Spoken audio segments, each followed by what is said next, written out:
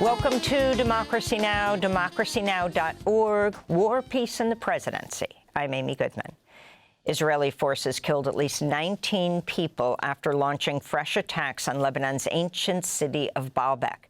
The strikes on the UNESCO World Heritage City come just hours after tens of thousands of people fled the area after Israel issued forced evacuation orders. Despite the mounting death toll, Lebanon's caretaker Prime Minister Najib Mikati says he hopes a ceasefire deal will be announced in the coming days as U.S. envoy Amos Hochstein arrives in Jerusalem today for more talks. Meanwhile, Hezbollah's new chief, Naim Qassem, said the group is prepared to keep fighting Israel, but that it was open to a ceasefire deal. Qassem, who replaces the assassinated Hezbollah leader Hassan Nasrallah, also addressed Israel's war on Gaza. ولحق أهل غزة علينا وعلى الجميع. The people of Gaza have a right over us, and everyone must support them. They have a human right, an Arab right, an Islamic right, a religious right, and a national right. We should not be asking why we supported them.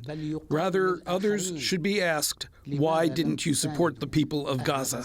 Human Rights Watch is calling on countries to suspend arms sales to Israel, accusing it of committing war crimes by attacking medical workers and healthcare facilities in Lebanon.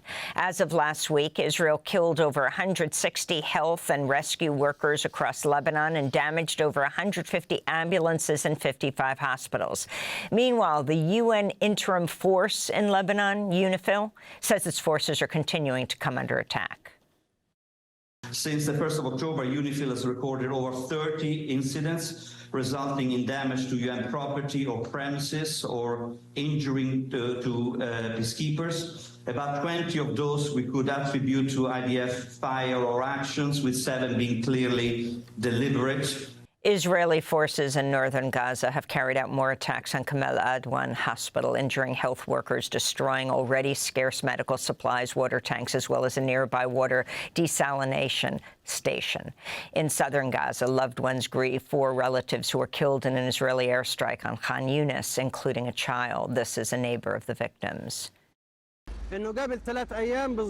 Exactly 3 days ago, the Israeli army declared this area a safe zone and classified it as a humanitarian zone. We don't know where to go. We stay in the safe area or return to the sea, or where to go. So we found that the safest place to take refuge is the sky.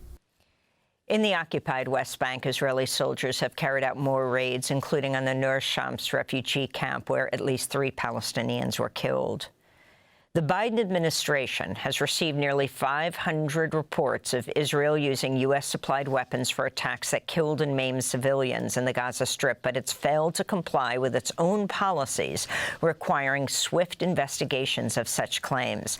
That's according to the Washington Post, which reports some of the cases presented to the State Department likely amount to violations of U.S. and international law. State Department policy requires officials must complete an investigation and recommend action within 2 months of launching an inquiry. Despite that requirement, none of the hundreds of reports has generated an active response, and most cases remain open. Many claims are awaiting a response from the Israeli government, which the State Department consults to verify each case's circumstances. On Wednesday, State Department spokesperson Matt Miller defended the delays, calling it incredibly difficult to determine whether U.S. weapons are being used by Israel to commit war crimes. Miller also criticized Israel for failing to facilitate food and other humanitarian aid delivery to Palestinians in Gaza. The situation still remains not at a level that we find acceptable. And that's not just about the level of aid that is making it to Gaza, but also the distribution inside Gaza. And we continue to see breakdowns in communication between Israeli forces and UN agencies. Despite the admission, the U.S. has not taken any action against Israel for blocking the distribution of aid. Elon Musk is appearing at a court hearing in Philadelphia today after District Attorney Larry Krasner sued Musk and his pro-Trump super PAC over his $1 million daily voter giveaway, which Krasner called an illegal lottery scheme. DA Krasner has called for additional court security after Krasner was subjected to anti-Semitic harassment, threats, and doxing on the social media site X, which is owned by Elon Musk. This comes as Wired reports workers who were hired by Musk's America PAC as canvassers were deceived by the contracting firm that hired them. The workers report being flown out to Michigan, driven in the back of a seatless U-Haul, and threatened they would have to cover their own motel bills unless they met their quotas. One contractor told Wired they had no idea they'd been hired to help Donald Trump until after they signed a non-disclosure agreement. The U.S. Supreme Court has allowed Virginia to resume its purge of 1,600 voters from the state's voter rolls just days ahead of the election.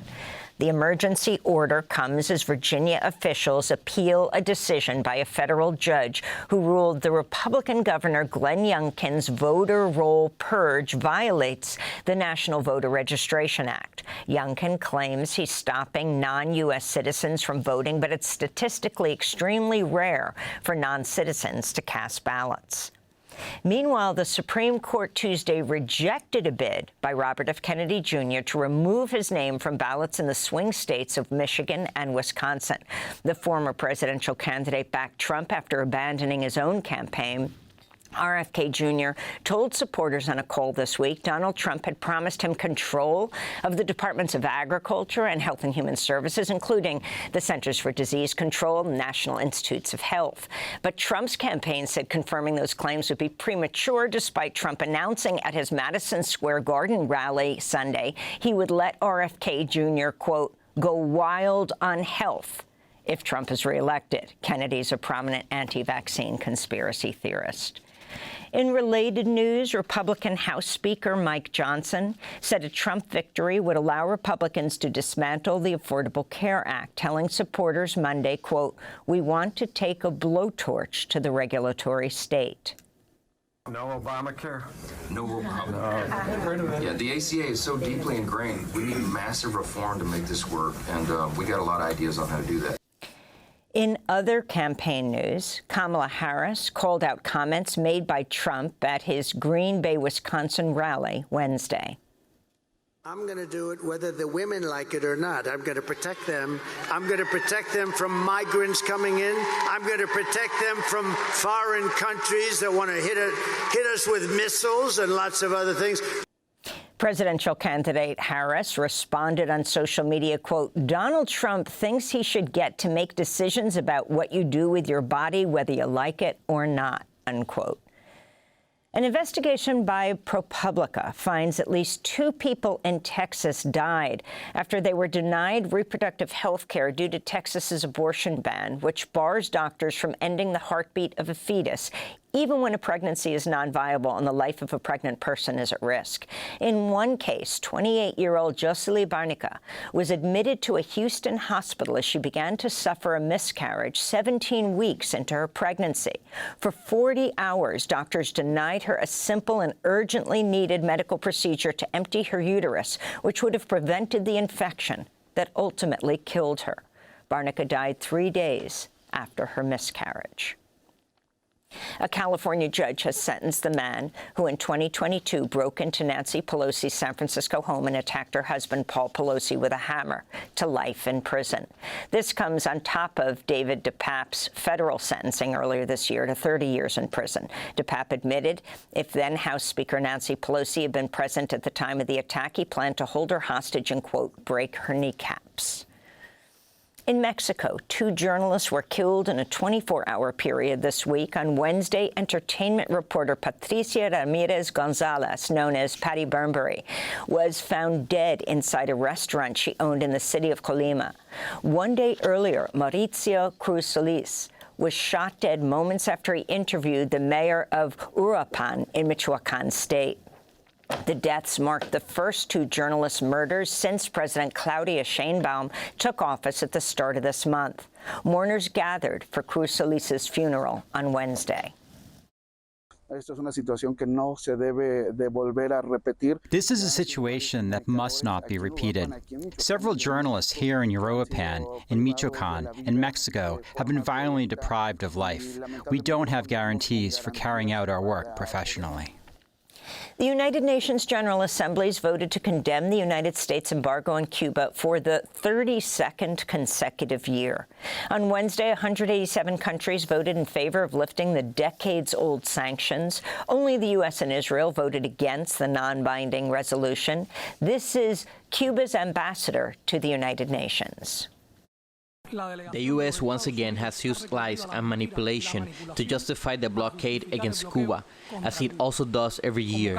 Its isolation grows and its loss of credibility on the international stage as a result of this criminal policy. What they're doing seems to have no limits. They hold the Cuban government responsible for the suffocation caused by the blockade imposed on our country. Following Wednesday's vote, Argentina's far-right president, Javier Milei, fired his foreign minister, replacing her with Argentina's ambassador to Washington. Milei's office said after the reshuffle that Argentina was, quote, categorically opposed to the Cuban dictatorship, unquote. And in Brazil, a trial got underway Wednesday for two former military police officers accused of assassinating the Rio de Janeiro councilwoman Marielle Franco and her driver in a drive-by shooting in March 2018. Rani Lessa and Elcio Queiroz confessed to the murders and signed plea bargains. They still face prison sentences up to 84 years each. Councilmember Franco was a vocal Black LGBTQ rights advocate, a human rights activist who challenged police brutality in one of the world's most notorious police forces. Ahead of the trial, protesters rallied outside the courthouse to demand accountability for Franco's murder and for victims of unsolved crimes in Brazil's marginalized communities. Marielle Franco's mother, Mariette da Silva, joined the protests. Don't normalize, don't trivialize life, neither my daughters nor any of these children who were also taken. I'm here with other mothers. I'm here with other people who are going through the same pain, and we're going to be together. And those are some of the headlines. This is Democracy Now!, democracynow.org, the War and Peace Report.